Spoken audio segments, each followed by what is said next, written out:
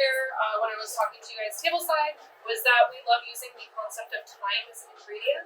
I think that our food and beverage program was definitely one of the first in the city, back when we first opened, to really have an extensive ice program, really kind of pushing the boundaries of what flavor means with drinks, and a really big thing that Chef Achatz is a proponent of is using non-ingredient ingredients like thyme. So we saw that with the portholes earlier, where as the tea was steeping, the cocktail changed. Another thing that we like to do is using ice. Ice is probably one of the most important ingredients in a cocktail. It adds dilution, it makes things cold, it can water down a drink, it can change the ABV of the cocktail. We like to play around with different flavored ice as a cocktail changer. So we have a few drinks on our menu that are really sweet in nature, and then we'll have a really, really sour ice. And as the ice melts over time, the cocktail almost like balances itself out, where towards the end, you're having a drink that's sitting there at your table for maybe 20 minutes. If the conversation's good, you're not, drinking it right away. The drink isn't going to be watered down or gross. It's going to be still a really good cocktail, but it's going to change over time. So right now I'm going to do a little demonstration of an ice that we're going to use, and then later I have a finished cocktail for you guys to try using this ice. We're going to make a hibiscus ice right now. So we are going to use water and tea. So I have a nice hibiscus tea that we use. We use Rare Tea Cellar. They're local to Chicago. I'm not sure if you guys have heard of them or really familiar, but they have really phenomenal teas. I like using a good loose leaf tea, just because I don't, depending on what we're working with at home, you might not have a fine mesh strainer, or a cheesecloth or a chinois or super baguette. So I like using kind of bigger leaf teas. I think they also have bolder flavors. They're fun to cook with, and you're not getting like that grittiness of tiny tea particles in your drinks later on. So I've got tea and some water. We're just going to heat that up really quick. And then we're just going to kind of play around with some different juice and sweetener options for this. I'm using a pomegranate juice. Again, playing with those fall flavors to add a little bit of juice content. And then we are also using a ruby port. So we like to use, we're a bar, so we like to use alcohol in a lot of things that we make. But I like to use alcohol in my ice because it actually causes the ice to melt a little bit quicker.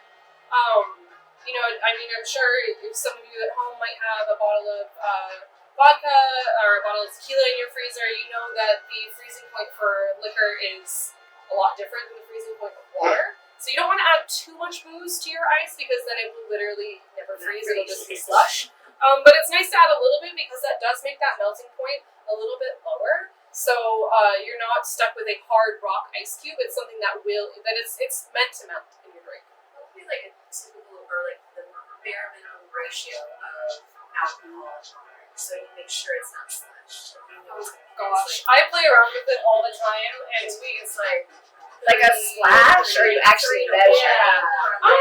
5 to 1, exactly. I would say it also depends on the ABV of the spirit that you're using. We're using wine; it has lower ABV than say using a high proof alcohol. So I'm being a little bit more generous with this. I'm probably 3 to 1 water versus port. Wine or alcohol? With water and the port. So, Okay. yes. Yeah, so the wine that I'm using in here, if I were to use, say, like a gin or something that is higher proof, I would probably use less. You can always add more water or more juice to freeze. Honestly, I wish there was a better answer. It really is trial and error. Throughout the summer, we'll have a drink on the menu that'll work for us for months, and then in the summer months, it just gets a little bit too hot. We have to add a little bit more water to our ice recipes sometimes to just have that freezing point a little bit harder. It really is kind of touch and go. So I'm adding a little bit of lemon juice.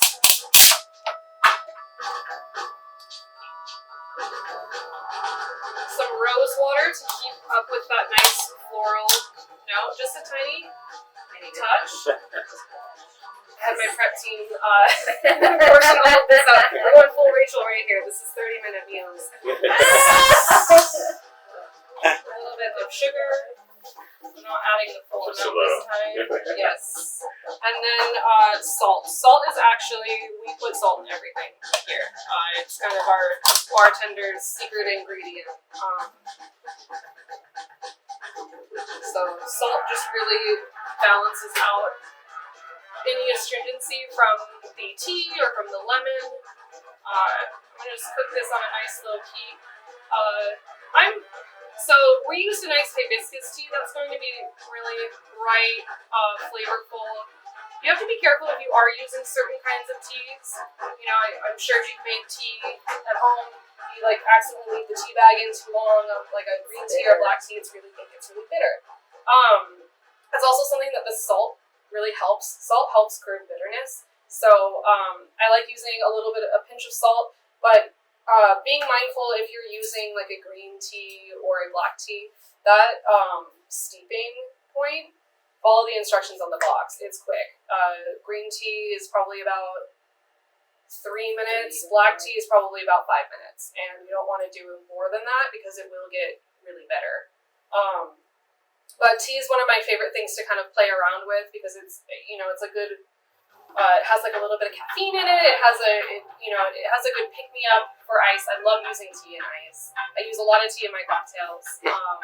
But yeah, it's a really fun ingredient to play with, but sometimes can have that astringency. So it's really good to be mindful of your timing with this. This we can let steep a little bit longer because it's a hibiscus tea. So if anything, having it steep longer will bring out more of that really nice floral flavor to it.